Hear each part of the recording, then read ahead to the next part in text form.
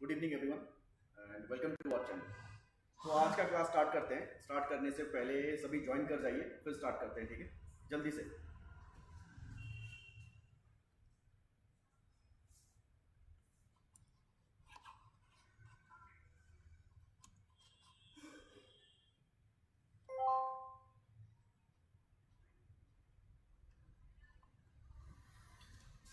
Okay.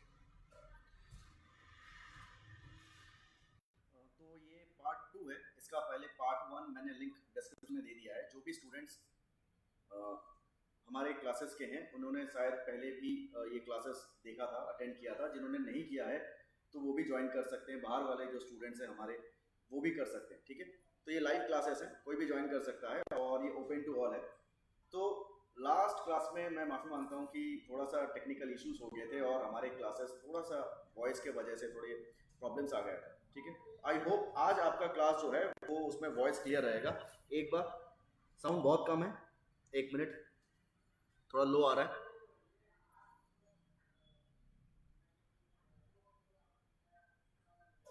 Just a second.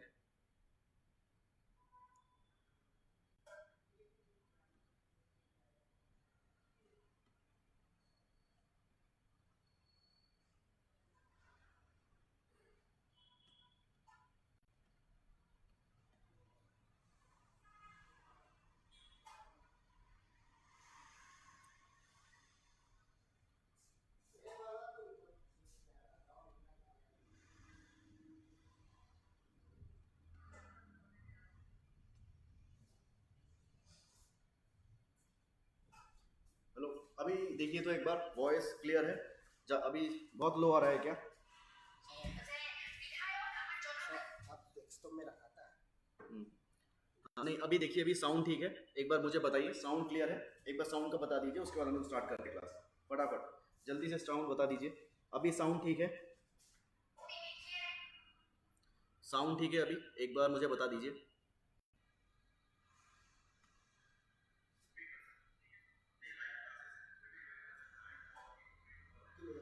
हाँ, फिर अभी साउंड ठीक है ना? एक बार मुझे कंफर्म कीजिए साउंड ठीक है कि नहीं, फिर हम लोग क्लास स्टार्ट करते हैं फटाफट। ओके, जल्दी से बताइए साउंड ठीक है? क्लियर है क्या? अभी थोड़ा बेटर है? ठीक है ना? ओके चलो।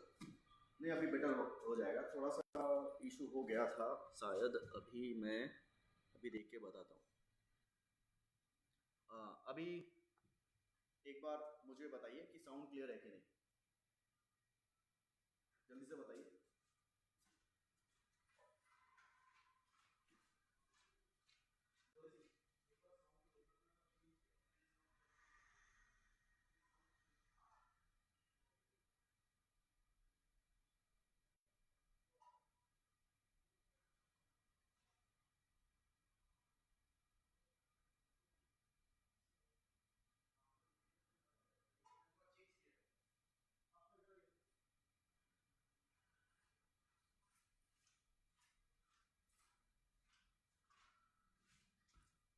मुझे एक बार बताइए कि साउंड सब ठीक है ना?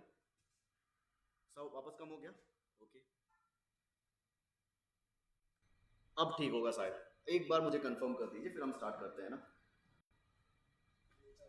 अभी ठीक है? कभी थोड़ा थोड़ा वापस कम, अभी ठीक है, ठीक है, अभी ठीक हो जाएगा। अभी देखिए, अभी साउंड ठीक होगा।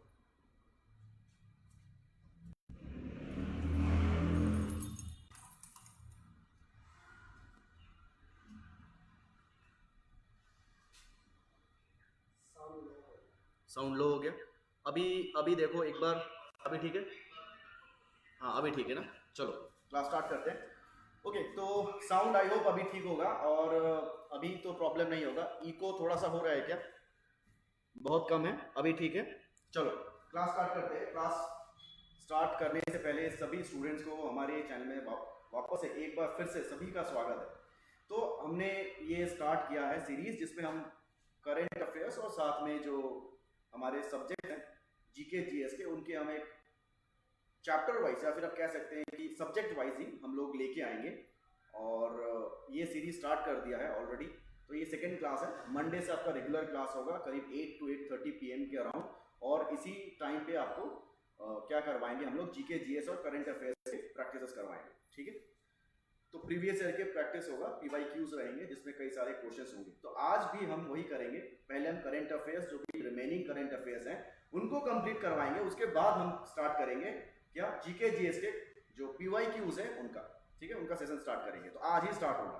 तो ये ऑलरेडी जो हमारे क्लासेस में हमने करवा दिया था, लेकिन आज हम उन स्टूडेंट्स को भी करवा देंगे जो प्रेजेंट नहीं थे, और ऑनलाइन के थ्रू से बाकी स्टूडेंट्स भी देख सकते हैं, है ना। तो चलिए स्टार्ट करते हैं आज का क्लास।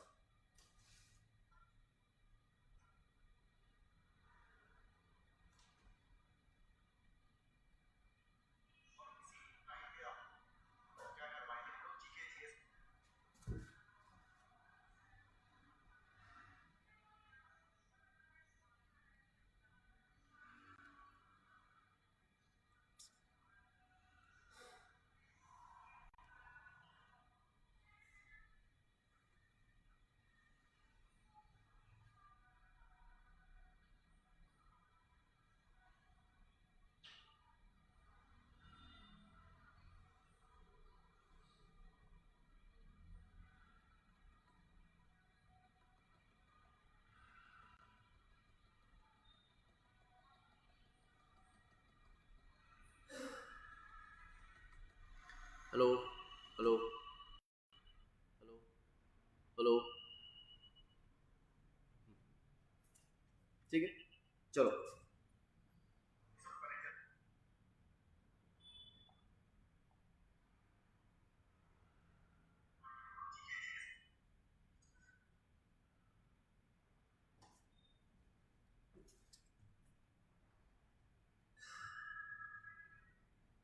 हेलो हेलो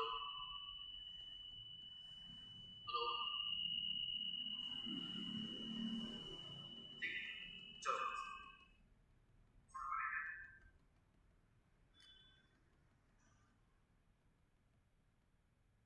ओके,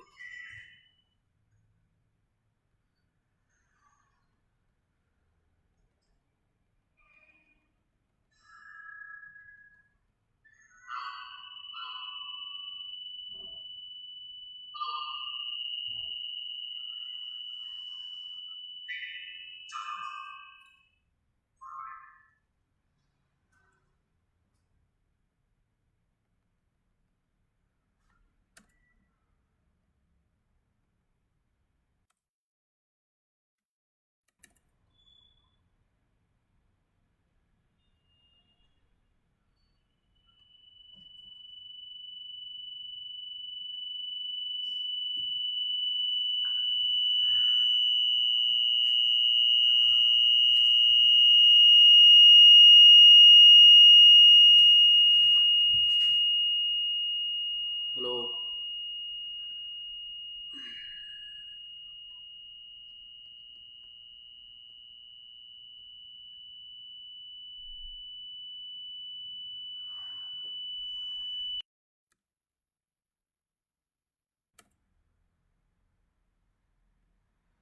चलिए, ओके, तो चलिए पहला क्वेश्चन स्टार्ट करते हैं ना, हमने लास्ट करवा दिया था।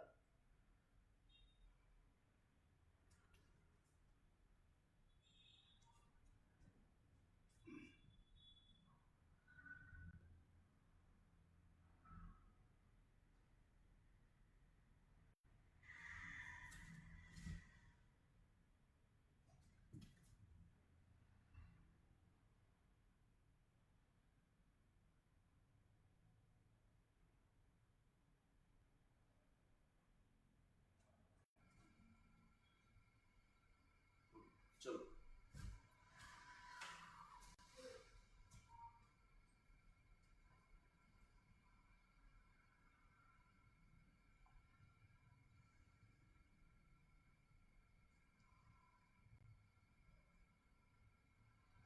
हेलो, अभी मुझे एक बार कंफर्म कीजिए, सुनाई दे रहा है ना। हाँ, चलो स्टार्ट करते हैं। नो साउंड, अभी भी साउंड नहीं है।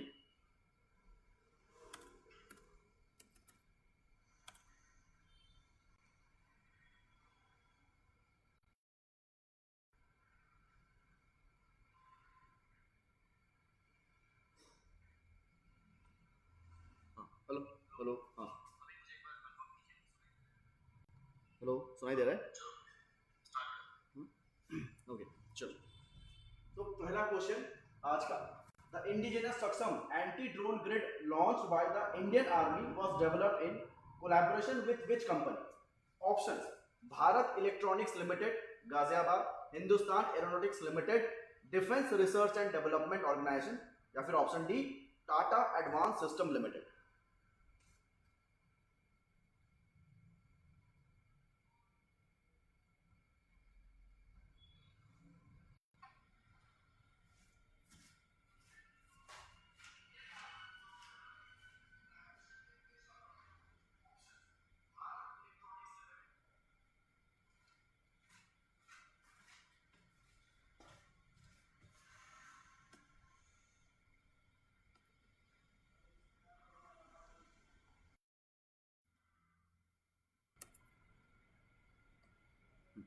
हेलो, सुनाई दे रहा है? अच्छा, इसका आंसर बताइए जल्दी से।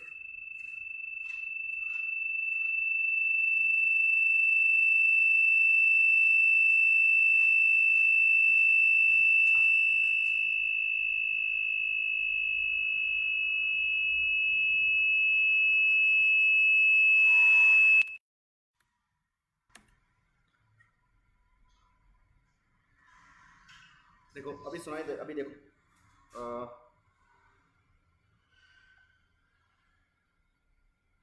ओके, चलिए। तो इसका आंसर बताइए फटाक से, जल्दी से बताइए क्या होगा।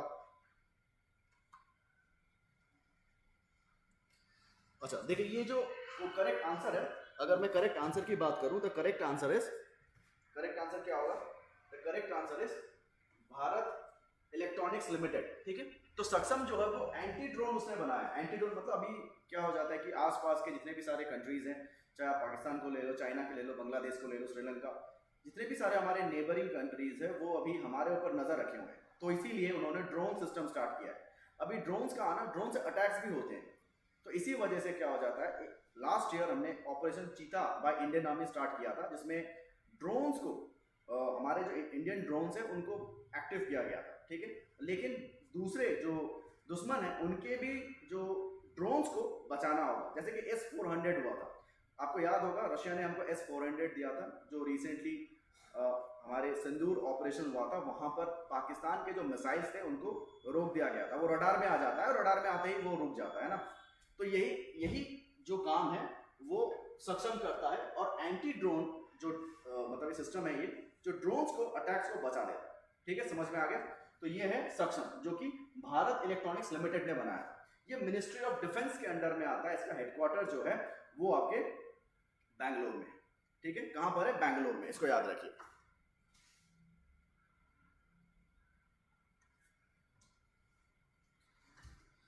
अच्छा, साउंड बहुत ज्यादा कम आ रहा है क्या?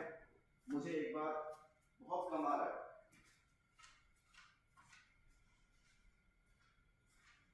क्या साउंड बहुत कम आ रहा है? मुझको एक बार बताइए।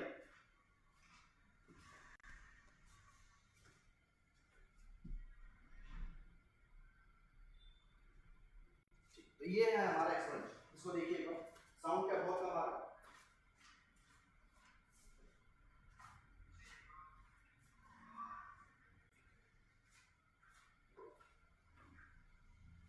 मुझे एक बार जल्दी से बताइए।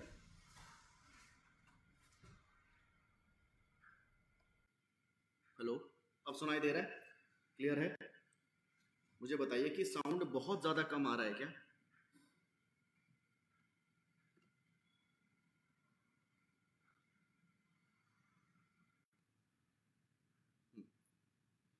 अब ठीक है?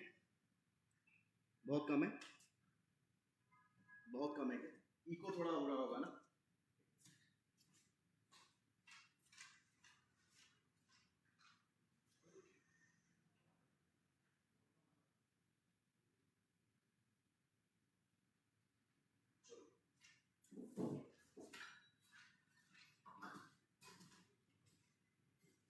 चलिए नेक्स्ट क्वेश्चन की तरफ चलते हैं। Which organization launched the world's first global university for wildlife and veterinary science? Options: Vantara, world wild life fund, wild life trust of India, या फिर international union for conservation of nature?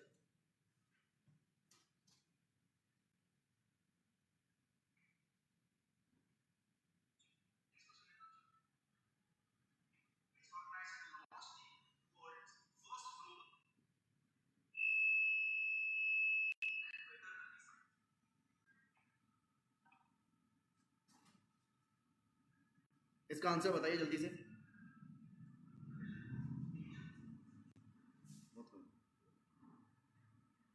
ठीक है दूसरा। ठीक है ना, नेटवर्क इश्यूज भी हो सकते हैं तो उसके वजह से भी होता है।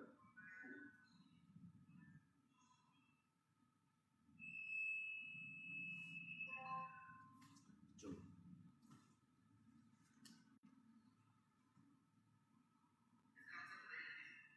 हाँ ठीक है।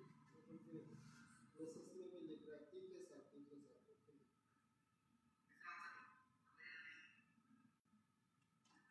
चलो ओके, नेक्स्ट क्वेश्चन की तरफ चलते हैं। देखिए इसका आंसर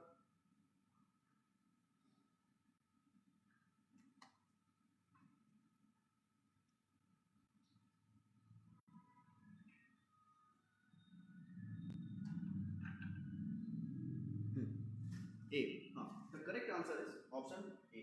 ठीक है, वनतारा। करेक्ट आंसर क्या है? ऑप्शन ए है, वनतारा। ठीक है,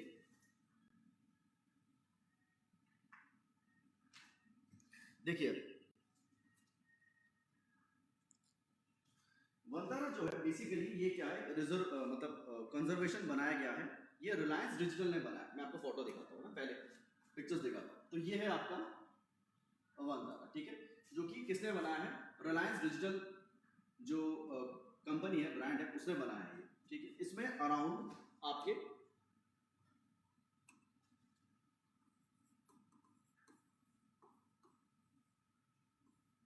3,500 एकड़ की ये पूरी एक क्या बोल सकते हैं आप, इसका एक पूरा यूनिवर्सिटी है, जिसमें बेसिकली जो एनिमल्स है उनके कंजर्वेशन के लिए, उनके प्रोटेक्शन के लिए, उनके खाना पीना, उनका पूरा जो उनके जो प्रिजर्वेशन के लिए ये बनाया गया है। ठीक है, समझ में आया?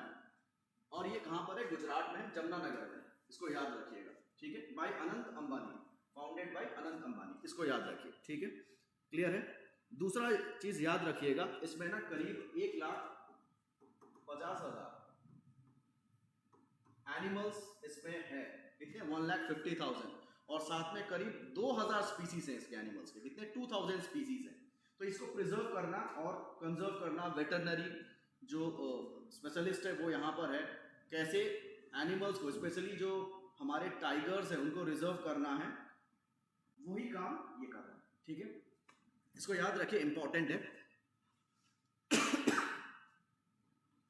तो ठीक है, तो इसको याद रखिए, ये इंपॉर्टेंट है।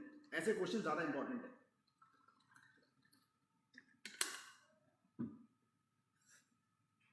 चलो नेक्स्ट क्वेश्चन की तरफ चलते हैं। Which company launch the new AI model Muse Spark? Options: Google, Meta platform, open AI, Microsoft. क्या होगा?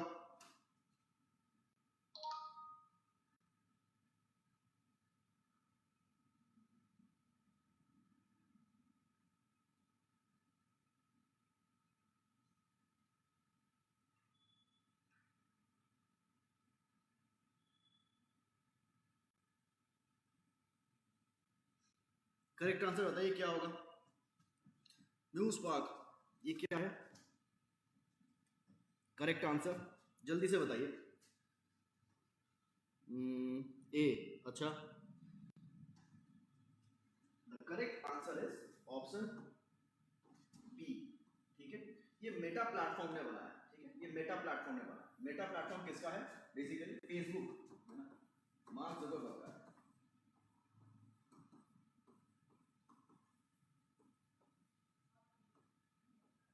मार्क जुकरबर्ग, ठीक है, फेसबुक जो है वही है, मेटा प्लेटफॉर्म है। मैं इसका आंसर दिखाता हूँ। ये रहा मेटा प्लेटफॉर्म। ठीक है, मेटा एआई। तो Meta AI launch the MuseSpark AI model which was developed by Meta Super Intelligence Labs and is natively designed for multi-model reasoning, multi-agent orchestration, and enhanced tool use. The model is currently powering the official Meta AI app and Meta AI platform. तो Facebook वाला जो है वही है, ठीक है। तो Facebook जो फाउंडर है हमारे मार्क जुकरबर्ग, उन्हीं का ये, ठीक है। तो इसको याद रखिए, इंपॉर्टेंट है। साइंस एंड टेक्नोलॉजी में आपके ये क्वेश्चंस आते हैं।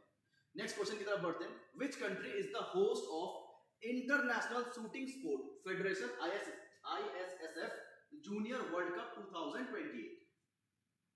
Options: India, Australia, USA, Japan.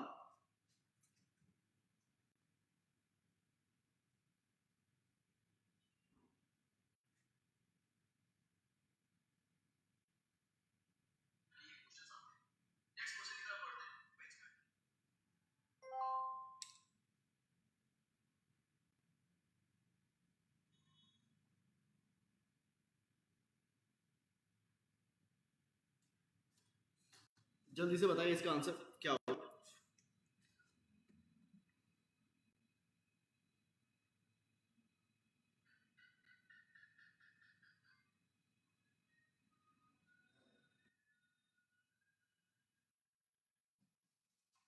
The correct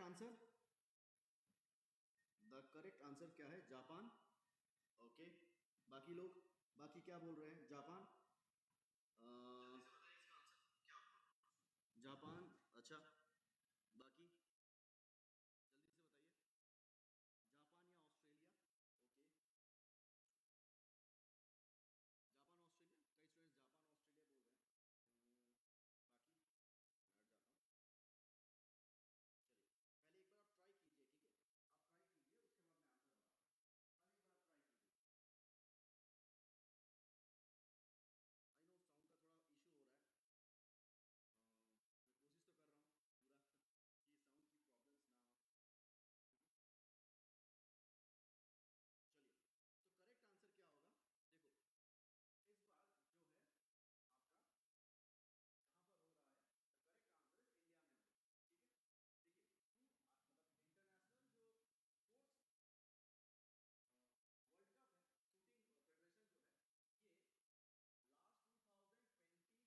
India में हो रहा है, मतलब न्यू दिल्ली में हो रहा है ये, ठीक है। करेक्ट आंसर क्या होगा? न्यू दिल्ली। तो स्पोर्ट्स आपके क्वेश्चंस आते हैं तो इनको थोड़ा सा याद रखिए। फिर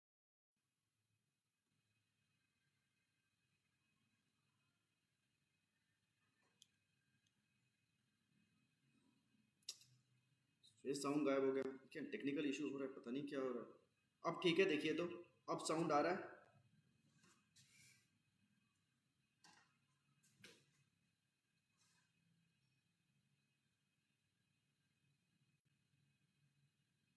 चलिए, अभी एक बार देखिए, साउंड आ रहा है अभी? वेरी सॉरी, आज बहुत ज़्यादा प्रॉब्लम हो रहा है इसमें ना, पता नहीं क्या हो रहा है। अब ठीक है, साउंड गायब हो गया, क्या टेक्निकल इशू हो रहा है? पता नहीं क्या हो रहा है। अब ठीक है, देखिए तो अब साउंड आ रहा है। अभी तो आना चाहिए। चलो, देखिए, तो करेक्ट आंसर क्या होगा आपका? चलिए, अभी एक बार देखिए, साउंड आ रहा है?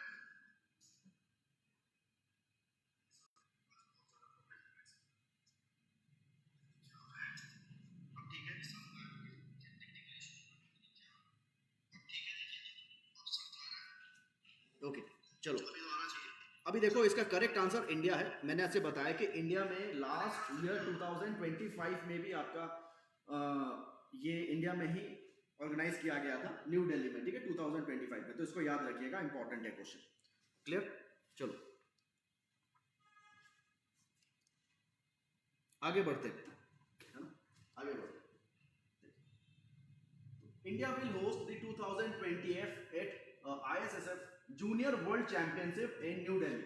The International Shooting Sport Federation awarded the hosting rights for the prestigious tournament to the National Rifle association of India with the event set to take place at the doctor Karni Singh shooting range. तो India में होने जा रहा है ये, ठीक है, तो इंडिया में होने जा रहा है, इंपॉर्टेंट है, आईएसएफ का याद रखिएगा। लास्ट ईयर भी, मतलब जो लास्ट टाइम हुआ था 2025 में, तब भी इंडिया में ही हुआ था, ठीक है, तो इसको याद रखिए। आगे बढ़े, चलो नेक्स्ट क्वेश्चन की तरफ बढ़ते हैं।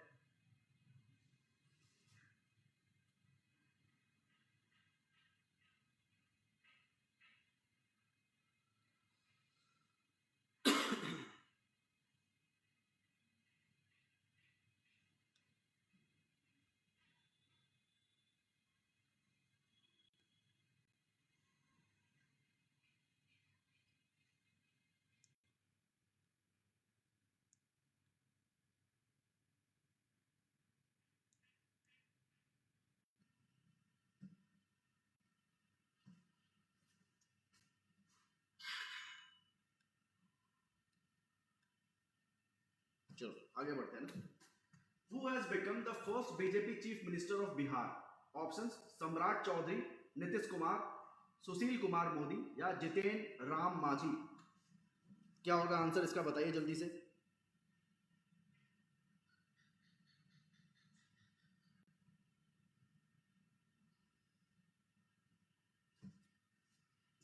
Okay,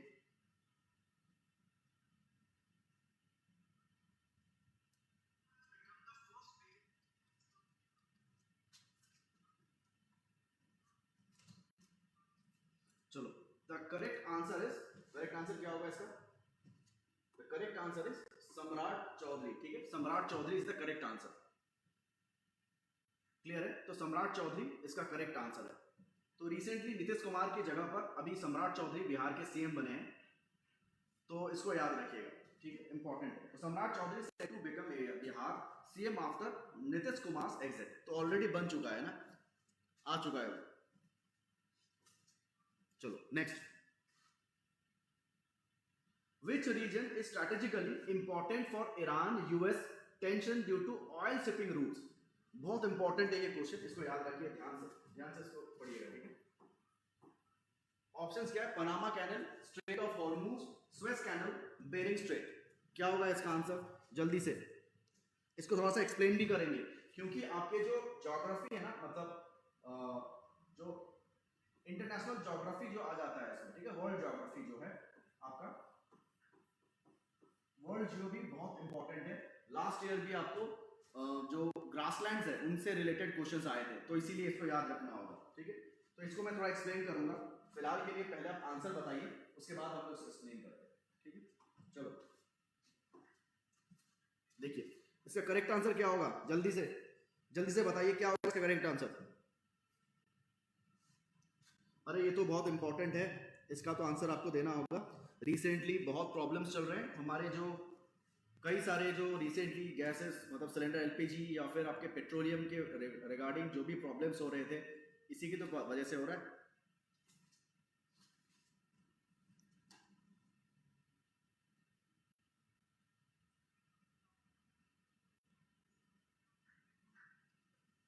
the correct answer is, हाँ गुड, स्ट्रेट ऑफ हॉर्मोज है, बिल्कुल सही है, स्ट्रेट ऑफ हॉर्मोज है, ठीक है।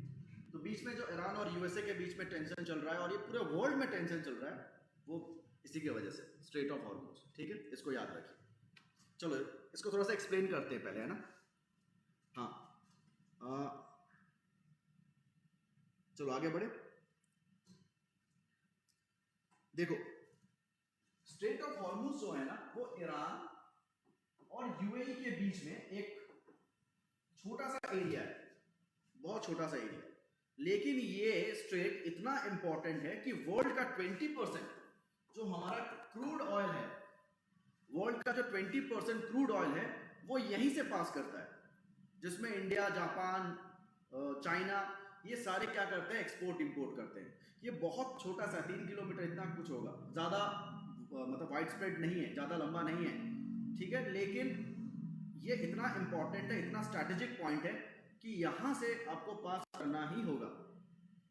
तो 20%, याद रखिएगा, करीब 20% वर्ल्ड का टोटल पेट्रोलियम यहीं से पास करता है। तो ये अगर बंद करवा दिया गया तो कई सारे कंट्रीज को प्रॉब्लम होगा, है ना। तो ये वो हो भी रहा है, ये इसी की वजह से है।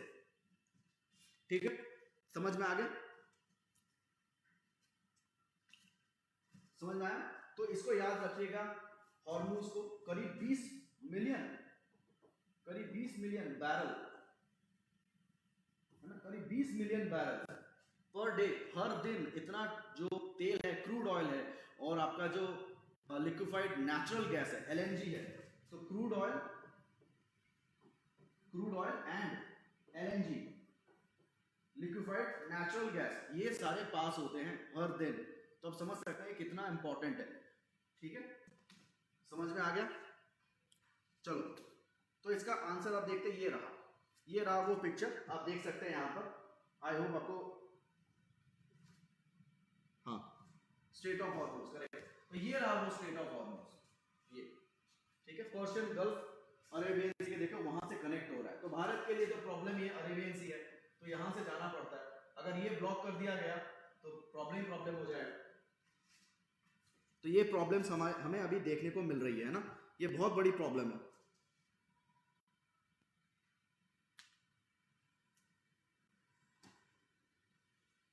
चलो, अब आगे बढ़ते हैं और थोड़ा सा इसको भी देखते हैं। देखो, हमने ये वाला तो पढ़ लिया, कौन सा वाला? स्टेट ऑफ हॉर्मोन्स, जो कि किसके बीच में है? ईरान। आप इसको थोड़ा सा लिख लीजिए, या आप इसको स्क्रीनशॉट ले लीजिए। ईरान और यूएई के बीच में है। ठीक है, मुझे बताइए कि पनामा कैनल किसके बीच में है? किसी को आइडिया है पनामा कैनल किसके बीच में है?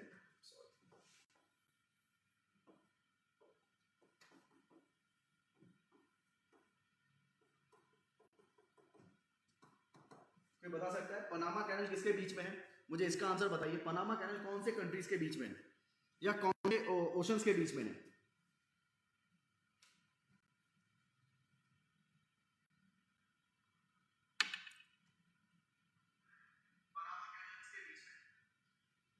चलो, तो ये आपका बेसिकली किसके बीच में है? पैसिफिक एंड अटलांटिक ओशन के बीच में है।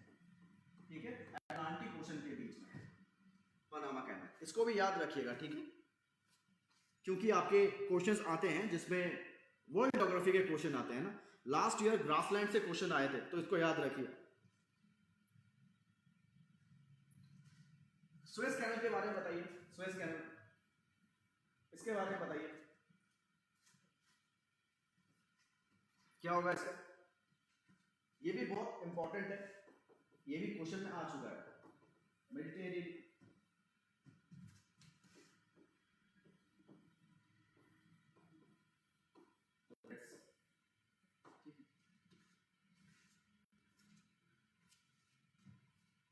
सुएज कैनल को याद रखिए, मेडिटेरियन सी और रेड सी के बीच में है। बेरिंग स्ट्रेट का बताइए, बेरिंग स्ट्रेट का, ये भी बता दीजिए। आप आ गया ऑप्शन में तो बता ही दीजिए क्या होगा बेरिंग स्ट्रेट। तो ये पैसिफिक एंड आर्टिक ओशन के बीच में है, आर्टिक ओशन के बीच में। ठीक है, पैसिफिक एंड आर्टिक ओशन के बीच में, तो इसको याद रखिएगा। क्लियर है, समझ में आ गया? तो ये चारों ऑप्शन बहुत इंपॉर्टेंट है, चारों को याद रखिए। सबसे पहले स्टेट ऑफ हॉर्मोन्स को अच्छे से याद रखिए, क्योंकि ये आपके एग्जाम्स के लिए भी बहुत इंपॉर्टेंट है। ठीक है, चाहे आप सीजीएल का एग्जाम दे रहे हो, चाहे आप स्पेशल इक्विपमेंट ड्राइव वाला जो है वो वाला एग्जाम दे रहे हो, 14 जून को इसका एग्जाम है, उसके लिए भी बहुत इंपॉर्टेंट है। ठीक है, और पनामा कैनल से आपने सुएज कैनल आपके एग्जाम में पहले भी आ चुका है। एपीएसएसबी का ये पहले क्वेश्चन है, पीवाईक्यू है, तो इसको अच्छे से याद रखिएगा। चलो आगे बढ़ते हैं।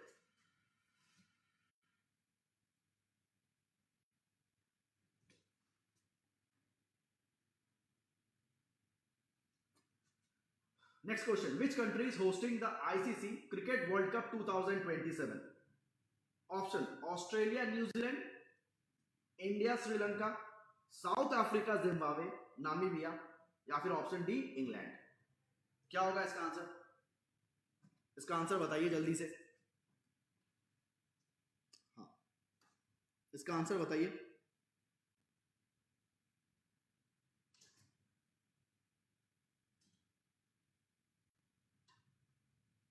तो स्पोर्ट्स टर्मिनोलॉजी या फिर स्पोर्ट्स के रिगार्डिंग करंट अफेयर्स आपके आते हैं, पूछते हैं, हर साल पूछे गए हैं।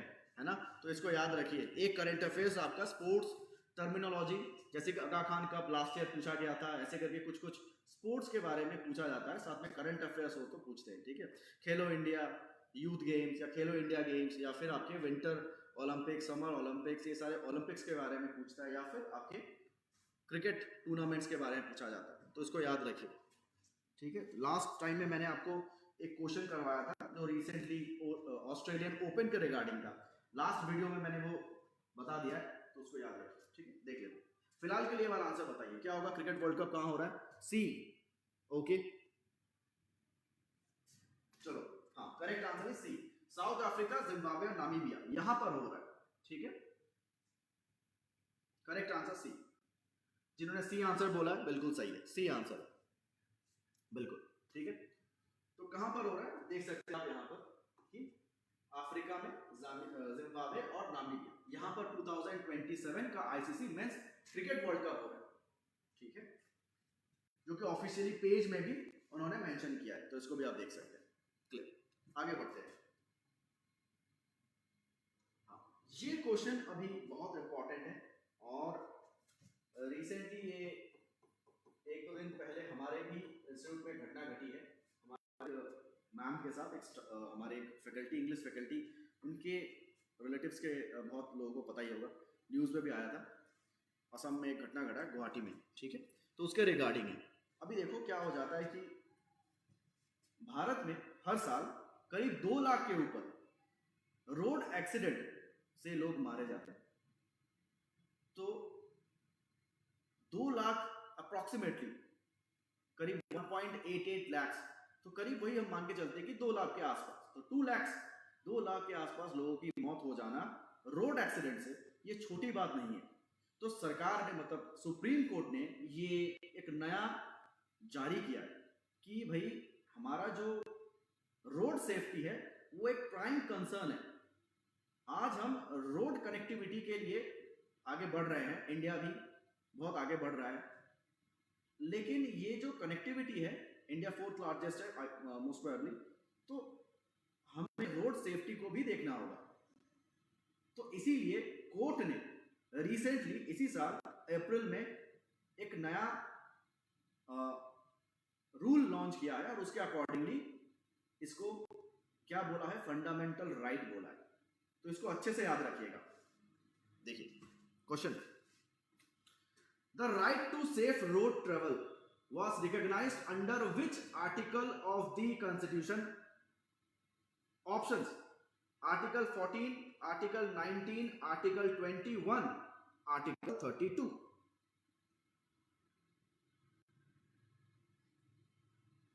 क्या होगा आंसर?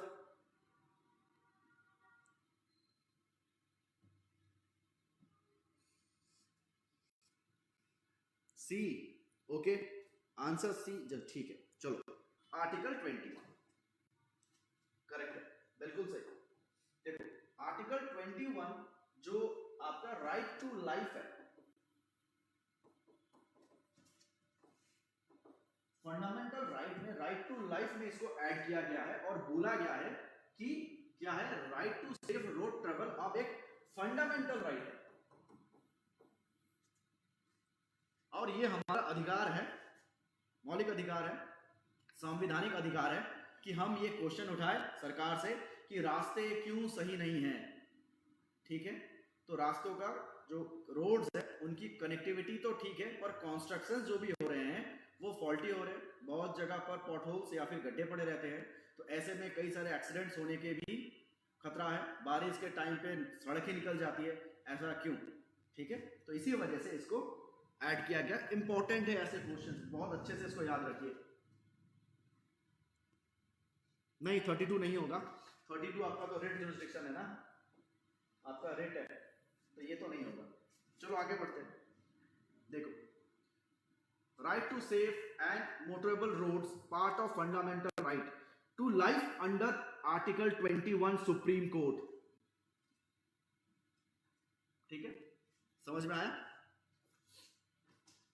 आप एक बार देख लीजिए, फिर हम लोग नेक्स्ट क्वेश्चन में चलते हैं।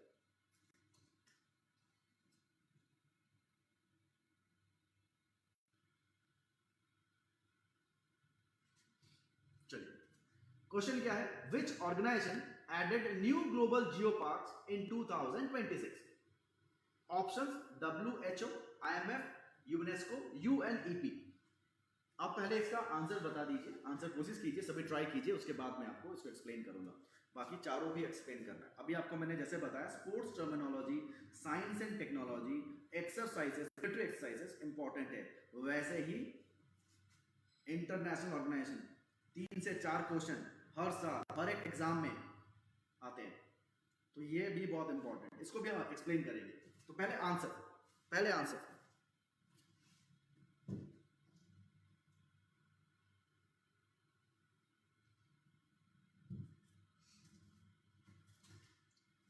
चलो, the correct answer is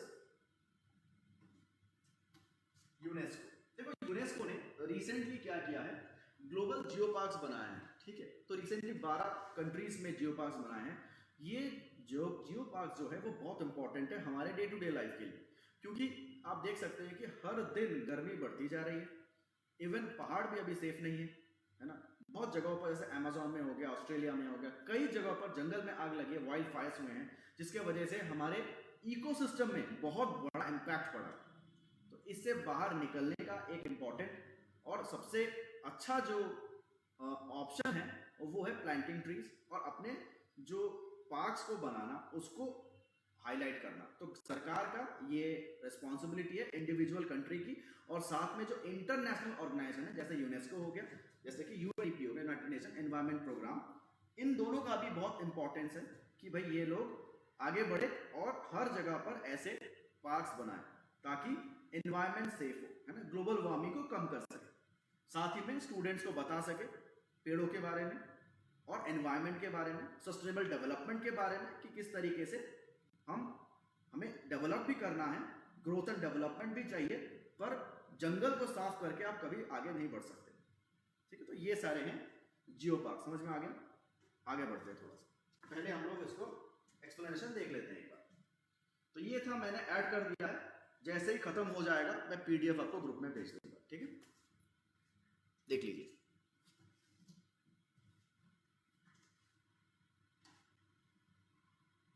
develop भी करना है, ग्रोथ एंड डेवलपमेंट।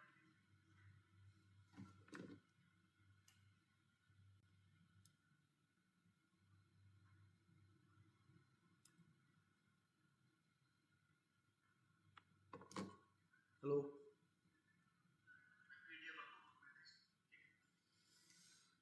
ओके, चलिए। अभी भी साउंड बहुत लो है क्या? चलो आगे बढ़ते हैं। तो समझ में आ गया, आगे बढ़ते हैं। चलो अभी आ जाते हैं इन चारों ऑप्शंस के आंसर्स को थोड़ा एक्सप्लेन करते हैं ना। तो सबसे पहले अगर हम बात करेंगे वर्ल्ड हेल्थ ऑर्गेनाइजेशन, ठीक, वर्ल्ड हेल्थ ऑर्गेनाइजेशन की बात, ठीक। चलो आज पहले IMF के बारे में बात करते हैं, क्योंकि लास्ट ईयर भी आपको क्वेश्चन पूछा गया, तो इसके बारे में बात करते हैं। तो IMF, मुझे पहले बताइए कि IMF को लास्ट ईयर आपको क्वेश्चन पूछा गया था, APSSB का क्वेश्चन है, मोस्ट प्रोबेबली CSL या फिर CHSL में क्वेश्चन पूछा गया था। अब देखो इसमें जो ये IMF है, ये इसका हेडक्वार्टर बताइए मुझको, और बताइए कि ईयर कौन से ईयर में स्टैब्लिश हुआ था, और इसके रिलेटेड लास्ट 2025 में भी क्या क्वेश्चन पूछा गया था वो भी मैं आपको बताता हूं। 2025 का तो समझ सकते हैं कितना इंपॉर्टेंट है। सॉरी 2024 का, सॉरी 2024। मुझे बताइए कि ईयर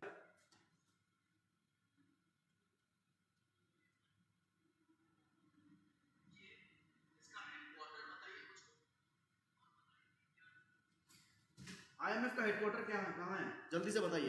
IMF का हेडक्वार्टर्स फटाफट।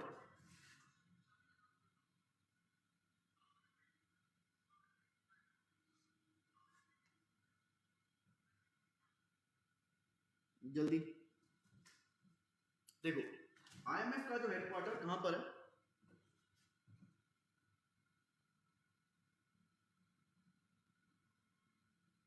न्यूयॉर्क में। बाकी 1945, हाँ सही है, करीब करीब। और कोई, और बाकी लोग, बाकी आंसर्स कहां पर है, जल्दी आंसर बताइए इसका फटाफट, टाइम नहीं है, जल्दी से। अभी क्वेश्चन भी सॉल्व करवाने हैं, फटाफट जल्दी से बताइए।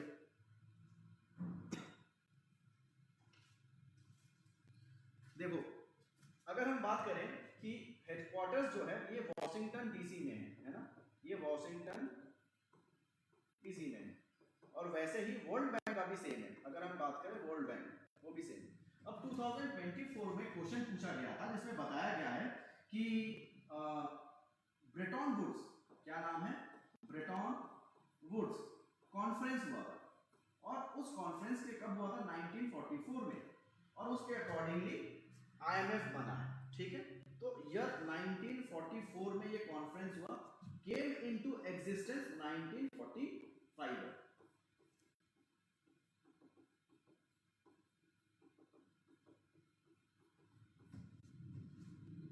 क्लियर है, समझ में आ गया, क्लियर हुआ।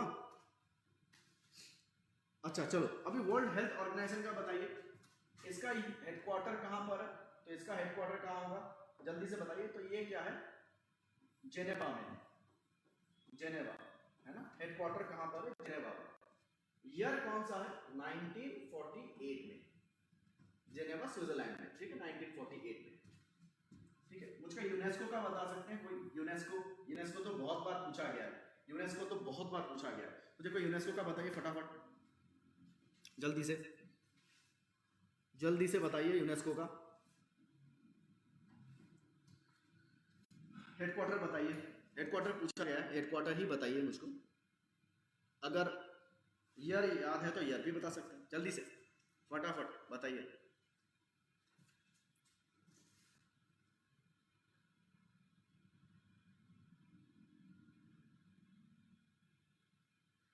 पेरिस, ओके, न्यूयॉर्क, नहीं, चलो, तो यूनेस्को का जो हेडक्वार्टर है वो आपका पेरिस में, और 1945 में बना, इसको याद रखिएगा। ठीक है, ठीक है, पेरिस में है ना, पेरिस में, बिल्कुल बिल्कुल।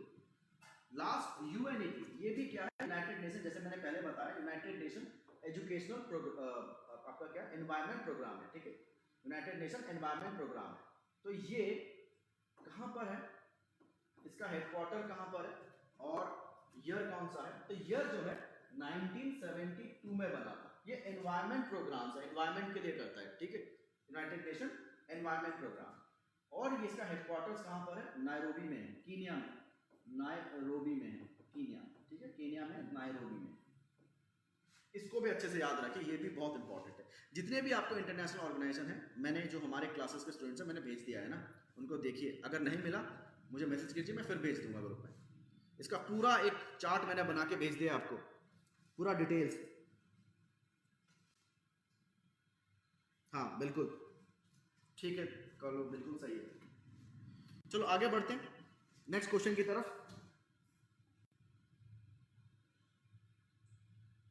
Which country recently joined the International Solar Alliance? Options: France, Germany, Jordan, Australia.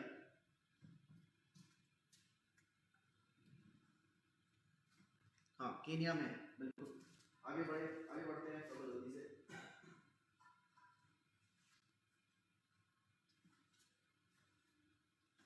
इसका आंसर बताइए, इंटरनेशनल सोलर अलायंस के बारे में। ठीक है,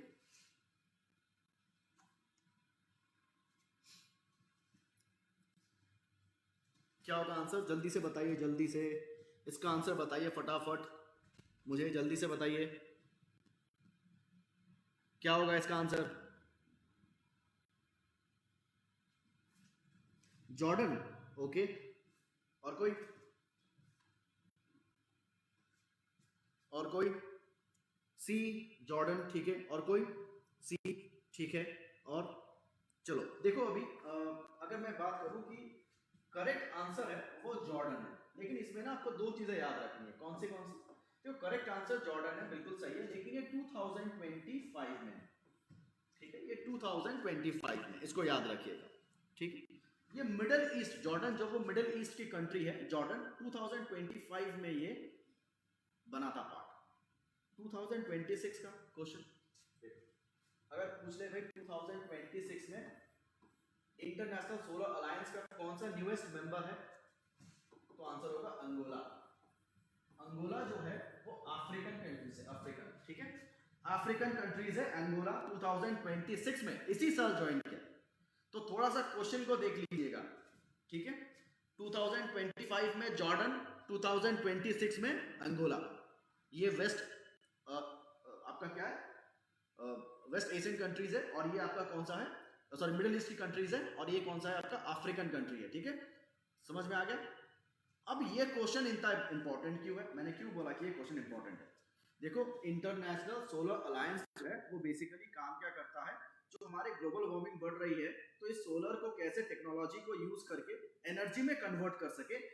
अभी पूरे देश में जो भी हो रहा है ना, ट्रेडिंग जितने भी हो रहे हैं ना, जो भी आप ट्रेडिंग देख रहे हैं, इतना ट्रेड हो रहा है, मोदी जी यहाँ वहाँ जा रहे हैं, ट्रेडिंग ट्रेड हो रहा है, बिजनेस हो रहा है, तो उस बिजनेस में एक इंपॉर्टेंट चीज है वो है एनर्जी। एनर्जी का एक बहुत बड़ा इंपॉर्टेंट रोल है, प्ले कर रहा है, ठीक है।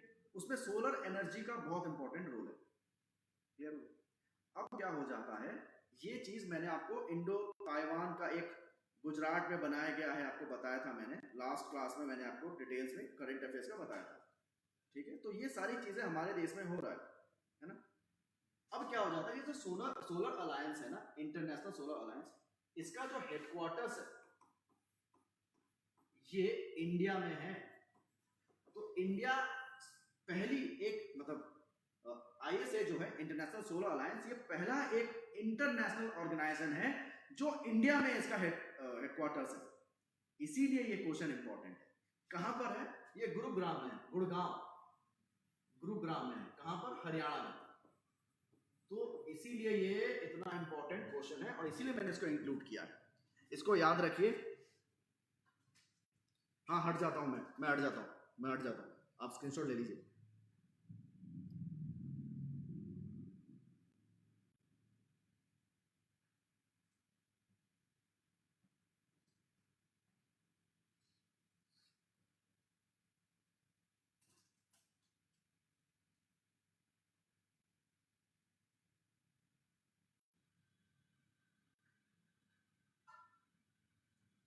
ठीक है, हाँ गुड, दो जी बिल्कुल हरियाणा में है, गुड, दो जी हरियाणा में, ठीक है। चलो एक्चुअली ये क्वेश्चन इसलिए मैंने इसको इंक्लूड किया, तो याद रखिएगा, ठीक है। 2025 का 26 का भी सबसे ज्यादा इंपॉर्टेंट है क्योंकि गुरुग्राम में है, इंटरनेशनल पहला, भारत का पहला है। तो बहुत बड़ी हमारे लिए एक अच्छी खबर भी है कि पहला इंटरनेशनल ऑर्गेनाइजेशन जो पूरे वर्ल्ड का हमारे इंडिया में है, उसका हेडक्वार्टर गुड़गांव में, गुरुग्राम हरियाणा में, इसको याद रखिएगा, ठीक है। चलो क्वेश्चन अगर घुमा के भी पूछ ले इसका हेडक्वार्टर कहाँ है आईएसए का, तो आंसर होगा इंडिया। चलो आगे बढ़ते, देखो ये है ना,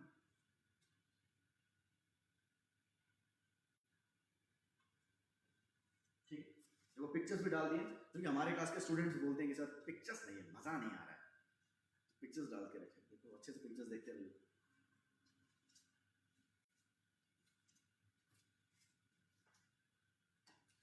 तो पिक्चर्स डाले हैं, देखिए, ठीक है। चलो देखो कंट्रीज फ्रांस, जर्मनी, ऑस्ट्रेलिया, ये सारे पार्ट बने हैं ये इंटरनेशनल सोलर अलायंस के। आगे बढ़ते हैं, आगे बढ़ते हैं।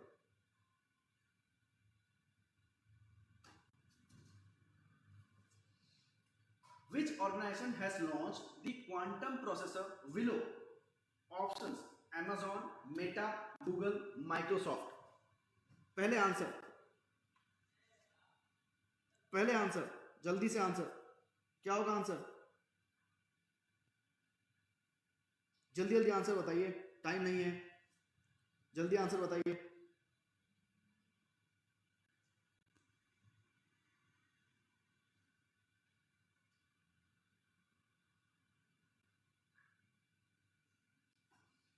देखो करेक्ट आंसर क्या होगा इसका, देखो ये 2024-25 में ये विलो लॉन्च किया गया था और ये गूगल का है, ठीक है, ये गूगल का है।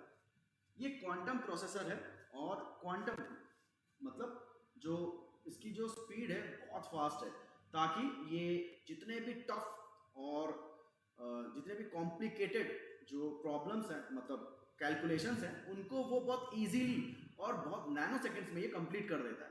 इसीलिए ये सुपर फास्ट एक टेक्नोलॉजी बनाया गया है विलो। ठीक है, इसको याद रखिए, इंपॉर्टेंट है। फिर से साइंस एंड टेक्नोलॉजी, तो करेक्ट आंसर इज गूगल। ठीक है, देखिए ये है प्रोसेसर, गूगल के द्वारा लॉन्च किया गया है। 2024-25 का क्वेश्चन, इसको मैंने ऐड कर दिया है।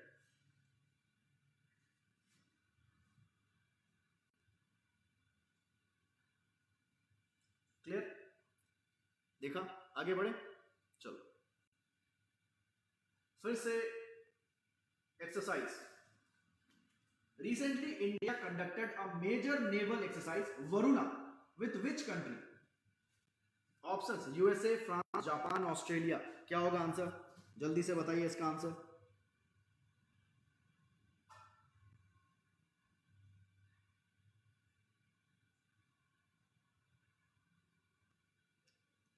फ्रांस। देखिए इसका तो बहुत बड़ा प्रॉब्लम है, क्योंकि ये याद रखना करंट अफेयर्स बहुत मुश्किल है। तो आपको कुछ, क्योंकि हर दिन कुछ ना कुछ न्यूज़ आती रहती है, तो अप्रैल तक आपको याद तो रखना ही होगा, और थोड़ा बहुत उसको प्रैक्टिस करते रहिए। करंट अफेयर्स ऐसा है कि मैंने जैसे बताया लास्ट क्लास में, ये बहुत कॉम्प्लिकेटेड है, बहुत ज़्यादा। ठीक है, चलो आगे बढ़ते हैं। देखो इसका, हाँ correct answer is good, France. France is the correct answer. ठीक है, वरुण, एक्सरसाइज वरुण जो है वो फ्रांस के साथ था। बिल्कुल बिल्कुल, चलो करेक्ट आंसर इज फ्रांस। देखिए ये नेवल एक्सरसाइज है ना, इंडिया और फ्रांस के साथ अरेबियन सी के दौरान वहां पर हुआ था ये एक्सरसाइज। ठीक है, ऑपरेशन सॉरी एक्सरसाइज वरुण। ठीक है, याद रखिए इसको। आगे बढ़ते हैं।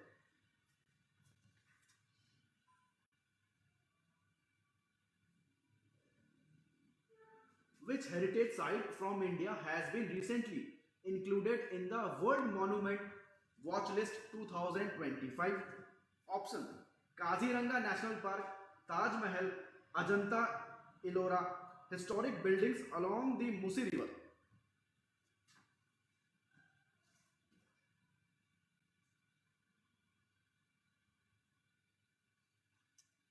बताइए इसका मुझको।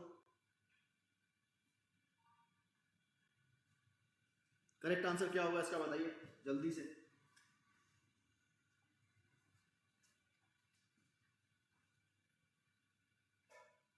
द करेक्ट आंसर इज, हाँ बिल्कुल कार्पी, बिल्कुल सही है। आंसर होगा हाँ, अशोक से बिल्कुल सही है, historic building along the Musi. अब ये मूसी किसके पास में है, कौन सी नदी, ये क्वेश्चन आपको पहले भी पूछा गया है। ठीक है, तो ये जो रिवर्स है कौन से स्टेट के पास या सिटीज के पास आपके जो रिवर्स फ्लो करते हैं, वो क्वेश्चन पूछते हैं आपको। ठीक है, तो इसको याद रखिएगा। तो जो मूसी नदी है वो हैदराबाद में है। ठीक है, हैदराबाद, मैं आपको दिखा देता हूँ। अभी आपको एक और चीज याद रखना है, एक्चुअली एक नहीं है, दो इंक्लूड किए गए हैं। ठीक है, हिस्टोरिक मॉन्यूमेंट्स वॉच लिस्ट में दो। सबसे पहले जो है ये मूसी रिवर है, हिस्टोरिक बिल्डिंग है ये वाला। ठीक है, Hyderabad Telangana were included in the world monument watch list 2025 by world monuments fund. तो डी करेक्ट आंसर। लेकिन आपको याद रखना है भुज हिस्टोरिक, गुजरात में जो भुज हिस्टोरिक वाटर सिस्टम है, ऐसा ये बहुत सुंदर सा बनाया गया था। आप देख सकते हैं इसकी सीढ़ियां बहुत इनोवेटिव और बहुत टेक्नोलॉजी बिल्कुल एडवांस है। तो इन दोनों को ऐड किया गया, तो हैदराबाद साथ में गुजरात, इन दोनों को याद रखिए। हाँ बिल्कुल,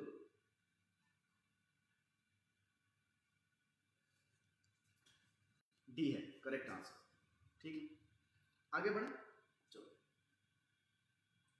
Which organization released the Global Risk Report 2025? फिर से एक और नया क्वेश्चन इंटरनेशनल ऑर्गेनाइजेशन का। ठीक है, चलो। Options: international monetary fund, united nation development programme, world economic forum, united nation environment programme. तो ग्लोबल रिस्क रिपोर्ट कौन बनाता है, मुझको जल्दी से बताइए।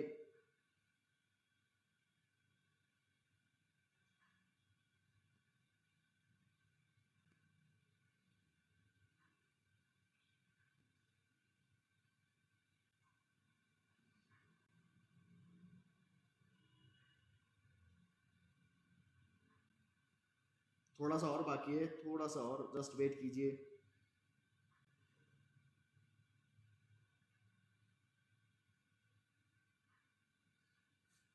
क्या होगा करेक्ट आंसर?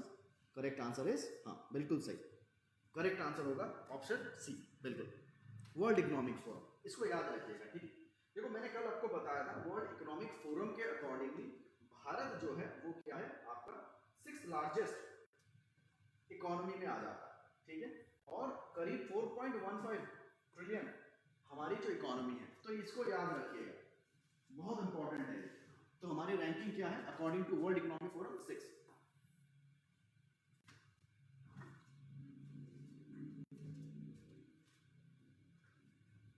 ठीक है, समझ में आया? आगे बढ़े, चलो।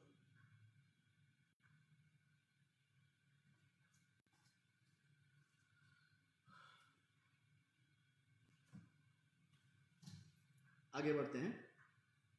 कहीं पर भी थोड़ा डाउट हो या फिर समझ में ना आए हो तो मुझे ज़रूर बताइए, मैं फिर से एक बार एक्सप्लेन करूँगा, ठीक है।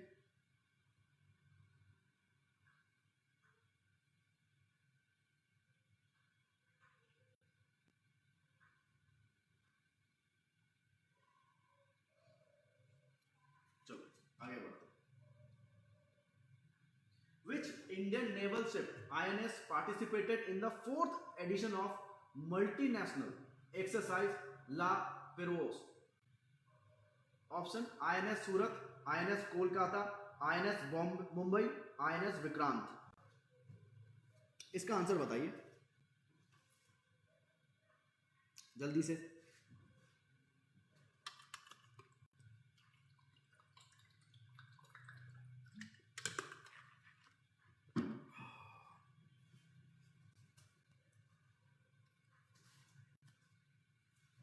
देखो अभी सबसे पहले यहां पर क्या है, एक्सरसाइज जो ला पेरोuse है ये फ्रांस करता है ना, फ्रांस नाम से पता ही चल रहा होगा आपको कि फ्रांस के द्वारा ऑर्गेनाइज किया गया है, ठीक है। जिसमें आपके कौन कौन से कंट्री आ जाते हैं, आपके इंडिया तो आता ही है क्योंकि आईएनएस का नाम आया तो इंडिया तो है, जापान आता है, यूएसए आता है और ऑस्ट्रेलिया, ठीक है। तो ये 5 जो है एक साथ नेवल एक्सरसाइज कर रहे हैं, ठीक है। ये याद रखिएगा, पैसिफिक ओशन के उस तरफ आपके क्या होता है, नेवल एक्सरसाइज किए जा रहे हैं बाय दीज कंट्रीज।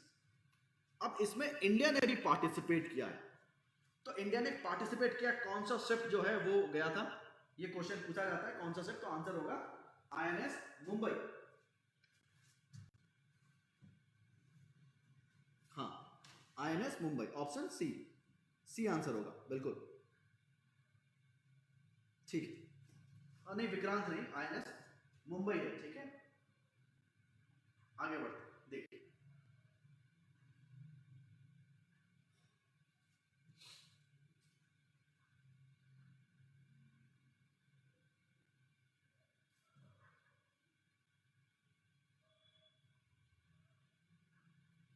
ये है आईएनएस मुंबई। चलो आगे बढ़े, नेक्स्ट प्रोजेक्ट वीर गाथा 4.0 is a joint initiative of which ministries? Options: Ministry of Home Affairs and Ministry of Youth Affairs, Ministry of Defense and Ministry of Education, Ministry of Culture and Ministry of Defense, Ministry of Education and Ministry of Sports। Operation वीर गाथा 4.0 क्या होगा इसका answer, जल्दी से।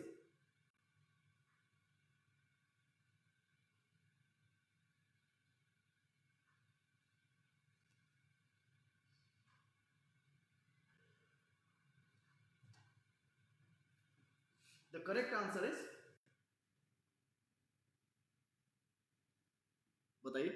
हाँ option ministry of defence and ministry of education. ये किस लिए बनाया गया था, देखो बेसिकली क्या है, जो आपका प्रोजेक्ट जो है वीर गाथा, ये उन लोगों की है जिन्होंने भारत के लिए शहादत दी है, जिन्होंने जो आर्मी नेवी एयरफोर्स में स्पेशली जिनकी सर्विस के दौरान उनकी डेथ हो गई, तो उनके जो कारनामे हैं, उनकी जो बहादुरी है, उन सब की जो कहानियां क्लास 3 to 12 के बच्चों को पढ़ाया जा रहा है, ठीक है। तो प्रोजेक्ट वीर गाथा के दौरान ये हमें मतलब बताया जा रहा है कि हमारे जो जवान हैं उनकी शहादत को हम ना भूलें, कैसे उनका जो वैलर है, उनका जो ताकत है, उन्होंने किस तरीके से उन्होंने फाइट किया, कैसे भारत को उन्होंने बचाया, ये सारी जो बातें हैं ये इस प्रोजेक्ट में बताया गया है। ठीक है, तो ऑपरेशन वीर गाथा या प्रोजेक्ट वीर गाथा ये 4.0 है। ठीक है, समझ में आ गया? तो ministry of defence and ministry of education. चलिए, हाँ बिल्कुल, ministry of defence and ministry of education. आगे बढ़े।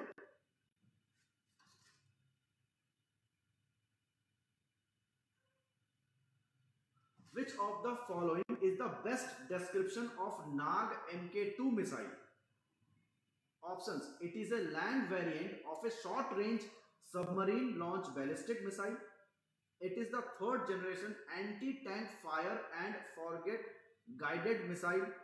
या फिर it is the India's first indigenously produced medium range surface to air missile.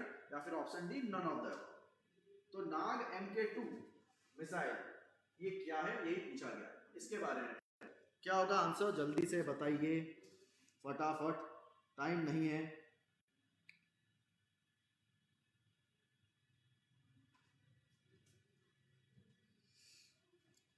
देखो, नाग जो मिसाइल है ये third generation anti tank missile है। ठीक है, क्लियर है? एंटी टैंक मिसाइल, इसको याद रखिएगा। इसका नाम है फॉरगेट, देखिए टैंक है फॉरगेट गाइडेड मिसाइल।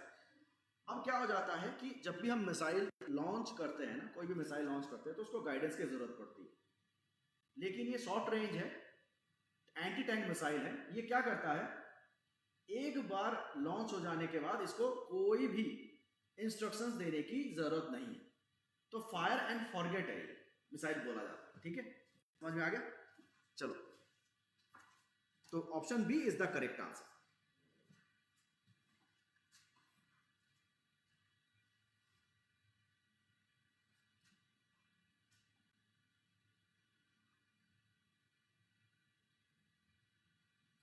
देखो, डीआरडीओ ने बनाया है, इसको भी याद रखिएगा। एंटी टैंक गाइडेड एटीजीएम है, एंटी टैंक गाइडेड मिसाइल है, इसको याद रखिए। ठीक है, ये है नाग Mk2 मिसाइल, देख रहे होंगे आप, है ना, ये वाला। क्लियर है? आगे बढ़े। नहीं, ये वो नहीं है, सरफेस टू एयर मिसाइल नहीं है, नहीं ये वो नहीं है। ठीक है, ऑप्शन बी होगा आंसर। ठीक है, सी नहीं है, बी आंसर। चलो, 7 to 10 किलोमीटर की इसकी रेंज है और ये एंटी टैंक मिसाइल है। बेसिकली एंटी टैंक मिसाइल्स जो होते हैं वो उनकी रेंज कम ही होती है। चलो आगे बढ़ो। देखो, what is the main objective of exercise devil strike conducted by the Indian Army? Option: testing new technologies, expanding international military alliance, enhancing combat preparedness and operational capabilities, या फिर option D conducting humanitarian assistance mission। क्या होगा answer, बताइए जल्दी से। फिर से एक क्वेश्चन जो कि आपके एक्सरसाइज के रिलेटेड है, जल्दी से बताइए, जल्दी से बताइए।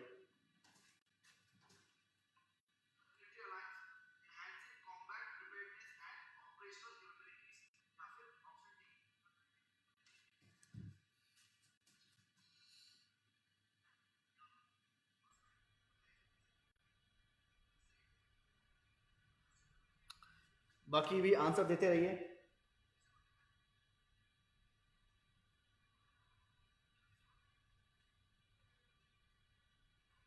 तुक्का तुक्का नहीं चाहिए।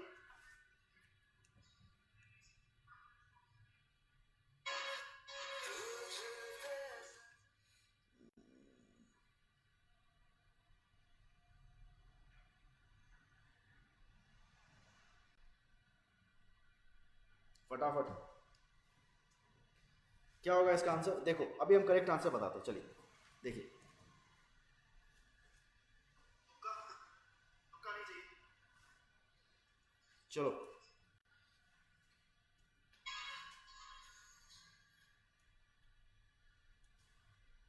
द करेक्ट आंसर इज क्या होगा इसका correct answer? Enhancing combat preparedness and operational capabilities. ठीक है, ये वाला क्लियर हो गया, समझ में आया?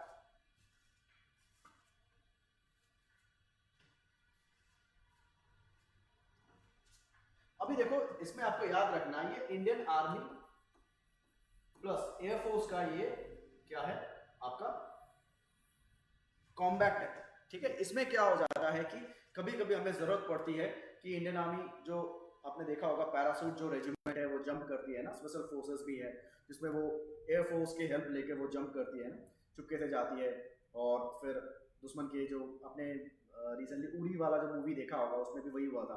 तो ये सारे प्रिपेयर्डनेस पहले से करके रखना होता है। तो ये पैरासूट रेजिमेंट करता है और जो आपके मरून बैरेट वाले होते हैं आपने जरूर देखा होगा। तो ये सारी चीजें जो है वो इंडियन आर्मी और एयरफोर्स के बीच में है ताकि हम तैयार रह सकें, और ये होता रहता है, ये हर साल होता रहता है, मतलब बहुत बार होता है ताकि हम लोग पहले से तैयार रह सकें। ये जनरली ये होता है, मतलब ऐसा नहीं है कि कोई साल में पर्टिकुलर इस टाइम पे होगा, ऐसा नहीं है, ये कंडक्ट करवाते रहते हैं ताकि हमारे सोल्जर्स जो है वो प्रिपेयर्ड रह सके। तो ये रहा, देख लीजिए, डबल स्ट्राइक बोलते हैं इसको। तो कभी सही हो गया, चलो अच्छी बात है, अब सही हो गया है तो बहुत बढ़िया।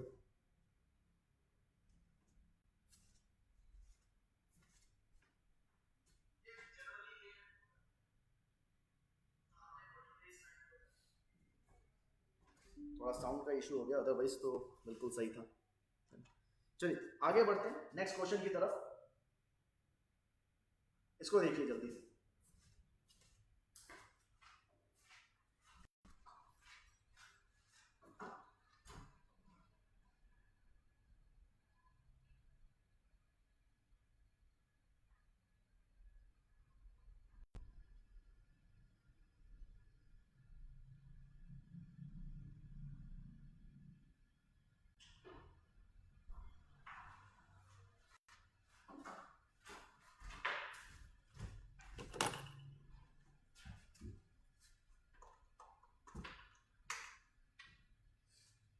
क्वेश्चन क्या है? क्वेश्चन देखिए, which player of the Indian women's cricket team was appointed as DSP in UP police? Options Harmanpreet Kaur, Smriti Mandhana, Deepti Sharma, Richa Ghosh. क्या होगा करेक्ट आंसर?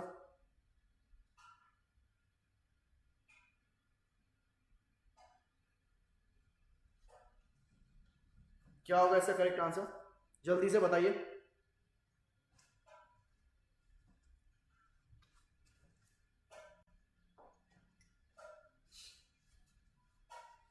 तो करेक्ट आंसर क्या बोला है स्टूडेंट्स ने? B C. अच्छा, स्मृति मंधना, दीप्ति शर्मा, ओके,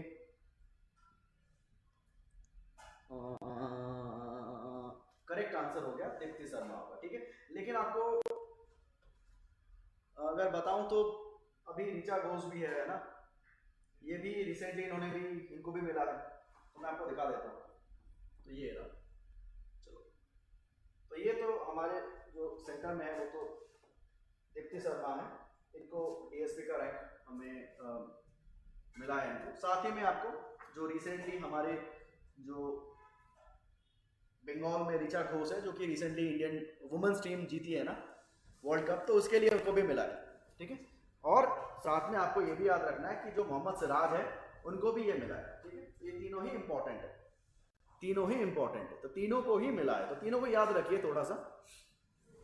तो दीप्ति शर्मा सबसे पहले जो क्वेश्चन है, इन्हें मिला है डीएसपी का rank by the Uttar Pradesh police for outstanding contribution to the sports. ठीक है, इसको याद रखिए। चलो नेक्स्ट, ठीक, आगे बढ़े, चलो आगे बढ़ते हैं ना। Who was named ICC women's cricketer of the year 2024-25? देखिए अभी नेक्स्ट जो 2025-26 का अभी तक नहीं आया, तो फिलहाल के लिए आपको ये याद रखना होगा। ठीक है, चलो, तो क्रिकेटर, वुमेन क्रिकेटर बोला है ना, तो कौन होगा? ऑप्शंस स्मृति मंधना, एल्सी पेरी, एमेलिया के, एलिसा हेली। क्या होगा इसका आंसर? हाँ तो सच में तो है, उनको ऑनररी रैंक मिलता है ना। अभी देखो लेफ्टिनेंट कर्नल तो वो भी है, क्या बोलते हैं, हमारे धोनी जी भी है, तो ये ऑनररी रैंक उनको मिलता है ना। पायलट पे सॉरी हमारे जो सचिन को भी तो एयरफोर्स में मिला है ना, वो भी तो है सचिन तेंदुलकर। तो ये सारे जो हमारे क्या बोलते हैं क्रिकेटर्स हैं या फिर जो हमारे स्पोर्ट्स पर्सनालिटीज हैं, उनको बहुत बहुत लोगों को मिला, पहले भी मिल चुका है, तो इनको भी मिला। ठीक है, बताइए अभी क्या होगा आंसर? स्पोर्ट्स कोटा रहता है ना, आपको पता होगा कि जो पुलिस डिपार्टमेंट में है या फिर आपके जो आर्म फोर्सेस में स्पोर्ट्स कोटा रहता है, तो स्पोर्ट्स कोटा में इनको मिला, भले ही इनको एग्जाम में नहीं मिला हो, अब एग्जाम इन्होंने नहीं दिया हो। क्या होगा आंसर? The correct answer is option C, Amelia Kerr. ठीक है, करेक्ट आंसर इज अमेलिया के। ना स्मृति मंदाना को भी मिला है, आपने सही तो बोला है वैसे, स्मृति मंदाना को भी मिला है, पर वो ओडीआई के लिए मिला है। ठीक है, ओडीआई के लिए मिला है, तो आपको मैं दिखा देता हूं, ये रहा। तो आईसीसी जो अवार्ड 2024-25 है, देखिए नया वाला अभी तक बताया नहीं गया है, ठीक है, तो इसीलिए हमें ये वाला याद रखना पड़ेगा। तो एमिलिया केर जो है उनको मिला है cricketer, women cricketer of the year. Jasprit Bumrah men's cricketer of the year है। ठीक है, और साथ में अगर ओडीआई की बात करें तो वो है हमारे स्मृति मंदाना। तो जो भी आंसर स्मृति मंदाना कह रहे थे वो भी सही है, बस क्वेश्चन को आप देख लीजिएगा। ठीक है, ठीक, तो ठीक है, स्मृति मंदाना, तो क्वेश्चन को देख लीजिएगा कि ओडीआई पूछा गया है कि वुमेन क्रिकेटर सिर्फ पूछा गया है, ये पूछा, तो देख लीजिएगा, उसके बाद आंसर कीजिए। ठीक है, समझ में आ गया? तो फिलहाल के लिए ये क्वेश्चन तो बहुत इंपॉर्टेंट है, तो इसको याद रखिए।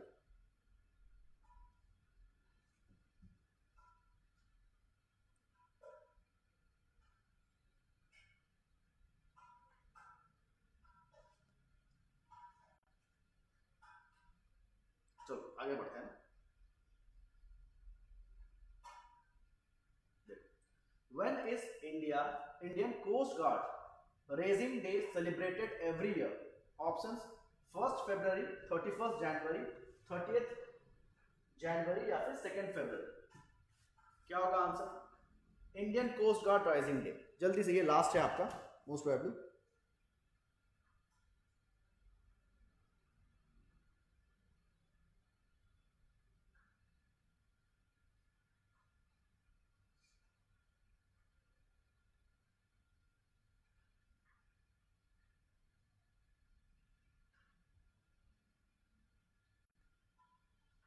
इसका आंसर जल्दी से बताइए हमको फटाफट। फर्स्ट है, चलो ठीक है, देखो द करेक्ट आंसर इज, हाँ 1st February is the correct answer. ठीक है, तो हमारे इंटरनेशनल कोस्ट गार्ड जो है वो 1st February को होता है। क्लियर है? ये हमारे कोस्ट गार्ड, जो हमारे जो कोस्ट है ना उनको वो देखता है। ठीक है, समझ में आ गया? कोस्ट गार्ड जो है हमारे जो तट है, कोस्ट है, उनको वो संभालता है, कोस्ट गार्ड का यही फंक्शन है। ठीक है, समझ में आ गया? तो 1st February is the correct answer. आगे बढ़े नेक्स्ट क्वेश्चन की तरफ। ये लास्ट क्वेश्चन है, जल्दी देखिए। फ्रॉम विच उद्यान उत्सव 2025 eight Rashtrapati Bhavan will start? Option: 2nd February, 3rd February, 1st February, 4th February। तो उद्यान उत्सव 2025 ये कब से स्टार्ट होगा, और ये राष्ट्रपति भवन के बारे में बताया गया, और ये इंपॉर्टेंट क्वेश्चन भी है। अब कैसे है मैं बता रहा हूं। देखो सबसे पहले याद रखिए, जो राष्ट्रपति भवन में ना हर साल सर्दियों के टाइम पीरियड में पब्लिक के लिए ओपनली खोल दिया जाता है। वैसे अगर आप जाए तो राष्ट्रपति भवन आप दिल्ली में जाएंगे तो वहां पर आपको क्या करते हैं, वो एंटर नहीं कर देते, करीब 1 किलोमीटर तक वो बंद कर दिया जाता है। लेकिन सर्दियों के टाइम पर फरवरी में ये खोल दिया जाता है, ताकि आप राष्ट्रपति भवन में बहुत सुंदर सा एक गार्डन है जिसको पहले मुगल गार्डन बोलते थे, मुगल गार्डन बोलते थे। ठीक है, तो ये अभी क्या कर दिया गया, खोल दिया गया। ठीक, तो मुगल गार्डन जो है अमृत वन कहते हैं अभी, ठीक है, उसको अमृत उत्सव कहते हैं। तो अभी ये खोल दिया जाता है, इसका नाम चेंज कर दिया गया, अभी ये नहीं रहा मुगल गार्डन, पहले ये मुगल गार्डन के नाम से जाना जाता था, तो अभी ये चेंज कर दिया गया। ठीक है, तो आंसर होगा 2 फरवरी। तो 2 फरवरी में ये क्या करते हैं, खोल दिया गया है। ठीक है, समझ में आ गया, तो याद रखिएगा मुगल गार्डन। तो अमृत उद्यान इसका नाम है, अभी अमृत वन या अमृत उद्यान, करेंट जो नाम है अमृत उद्यान, आपको मैं दिखाता हूं।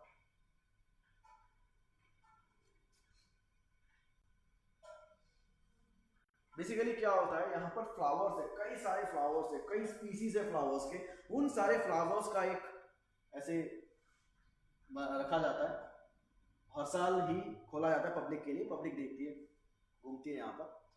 ठीक है, तो आप जा सकते हैं, फरवरी के टाइम पर ये होता है। ठीक है, द करेक्ट आंसर इज 2 फरवरी में होता है। ठीक है, याद रहेगा। तो करेक्ट आंसर क्या है आपका 2 फरवरी। चलो देख लिया, आगे बढ़ते हैं। अमृत उद्यान देख लिया, लास्ट क्वेश्चन है। India and Qatar have set a target to double their bilateral trade to so much by 2030। ऑप्शन $20 बिलियन, $35 बिलियन, $28 बिलियन या फिर $40 बिलियन। क्या होगा करेक्ट आंसर, जल्दी से बताइए। नहीं, 3 फरवरी नहीं है, पहले का आंसर जो आप बता रहे थे वो नहीं है। ठीक है, चलो आगे बढ़ते हैं,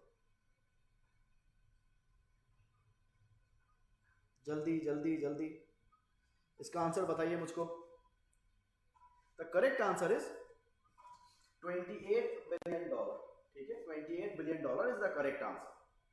क्लियर है, $28 billion is the correct answer. तो ये 2030 तक एक ट्रेड रखा गया है जिसमें आपका एनर्जी हो या फिर आपका बिजनेस पर्पस पे, है ना, ये सारी चीजें यहां पर रखी गई। $14 बिलियन से स्टार्ट किया जाएगा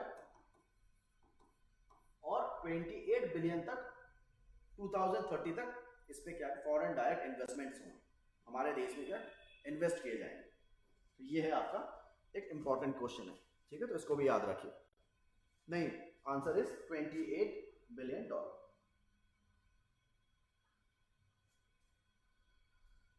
देखो, corporation in trade, investment, energy and digital connectivity, तो इन सब के ऊपर क्या है किया जा रहा है। ठीक है, आपको पता होगा ईरान जो है वाला एरिया जो है ना, वो ईरान का जो है वहां पर क्या है, हमारे जो पूरे वर्ल्ड के मैक्सिमम जो कंट्रीज है वो वाईफाई से कनेक्टेड है। तो वो जो वाईफाई जो है ना वो ईरान के वहां से जाता है। तो बेसिकली वो अगर ऑफ कर दिया जाए तो कई सारे कंट्रीज का कनेक्शन बंद हो जाएगा, लेकिन इंडिया नहीं बंद होगा क्योंकि वो जो कनेक्टिविटी है वो बेसिकली टाटा संभालता है, लेकिन फिर भी एक रिस्क तो है। तो इसी वजह से क्या है, अभी हम कोशिश कर रहे हैं कि यूएई या फिर दूसरे कंट्रीज के साथ हाथ मिलाना और हम डिजिटल कनेक्टिविटी को और स्ट्रांग बनाना। ठीक है, समझ में आया। तो ये सब एक डिप्लोमेटिक चालें हैं जो किया जा रहा है। ठीक, चलो क्लियर हुआ। तो दोस्तों आज का इतना ही था। तो हमारे जो करंट अफेयर्स है वो ऑलमोस्ट इम्पॉर्टेंट करंट अफेयर्स मैंने करवाए 2026 के ही हैं, 1-2 क्वेश्चन 2025 के भी हमने इंक्लूड किए हैं। तो मैं कोशिश यही कर रहा हूँ कि आपको जितना हो सके हम लोग करवाएं। ठीक है, आज जो है वो थोड़ा सा आप देख पा रहे हैं कि थोड़ा सा प्रॉब्लम्स हो रहे हैं, वॉइस जो क्लियर नहीं आ रहा है, अभी भी थोड़ा इको हो रहा है। तो मैं कोशिश तो मैंने बहुत किया था लेकिन ये हुआ नहीं। तो नेक्स्ट क्लास में ना हम लोग करवाने वाले थे यही वाला क्लास जो हम लोग मैराथन क्लास करवाने वाले हैं जीके जीएस का, और ये हर दिन आपको 8:30 के अराउंड आपके क्लासेस होंगे। ठीक है, तो वॉइस का थोड़ा इशू हो रहा है, वो मैं आपको ठीक कर लेता हूँ। मैंने लास्ट टाइम भी थोड़ा कोशिश किया था लेकिन ठीक से नहीं हो पा रहा है, पता नहीं कुछ प्रॉब्लम्स हो रहे हैं। तो इसीलिए आज इतना ही रहने देते हैं नेक्स्ट क्लास में, ताकि अच्छे से फ्रेश हम अच्छे से करवा सकें, वॉइस की कनेक्टिविटी जो है वो प्रॉब्लम ना हो। नेक्स्ट क्लास में मैं ये करवाऊंगा, आपके जो MCQs हैं वो प्रैक्टिस करवाएंगे। ठीक है, तो ये ऑनलाइन क्लास ऑलमोस्ट हर दिन ही 14 जून से पहले आपका रेगुलर क्लास होता जाएगा। ठीक है, एग्जाम से पहले आपका हम रेगुलर जीके जीएस के क्लासेस करवाते रहेंगे। ठीक, PYQs करवाएंगे। तो आज के लिए इतना ही, फिर मिलेंगे एक नए क्लास में और मंडे को फिर से आएंगे और 8:30 के अराउंड अब मैं आपको लिंक शेयर कर दूंगा, आप लोग ज्वाइन कीजिए और कोशिश करेंगे कि यूट्यूब में करवाने के लिए, क्योंकि फेसबुक में वो डिलीट हो जाता है ना, तो फिर रिमूव कर दिया जाता है, तो फिर यूट्यूब में रहेगा और वॉइस की क्लैरिटी हो वो सबसे प्रायोरिटी है मेरी, मैं ज़रूर कोशिश करूँगा। फिर भी आप लोगों ने ज्वाइन किया, thank you very much, I am very sorry कि ये प्रॉब्लम फिर से आपको फेस करना पड़ा, ठीक है। फिर भी कोई भी क्वेरी हो, कोई भी प्रॉब्लम हो, वो मुझे ज़रूर बताइए, मैं कोशिश करूँगा कि उसको क्लियर करने का। तो गुड नाइट एवरीवन, अच्छे से पढ़िए, डरना नहीं है, एग्जाम्स सामने हैं, अभी रिवाइज कीजिए। कोई भी प्रॉब्लम होता है, चाहे वो हमारे स्टूडेंट्स हो या फिर दूसरे कोई भी कोचिंग के स्टूडेंट्स हैं, वो हमें ज्वाइन करना चाहते हैं, कुछ भी पूछना चाहते हैं, कोई भी क्वेरीज है वो हमें बता सकते हैं, ठीक है। तो गुड नाइट एवरीवन, फिर मिलते हैं मंडे को, ठीक है 8:30। अब हम लोग क्वेश्चन आंसर सॉल्व करेंगे, तो करेंट अफेयर्स खत्म, चलो बाय।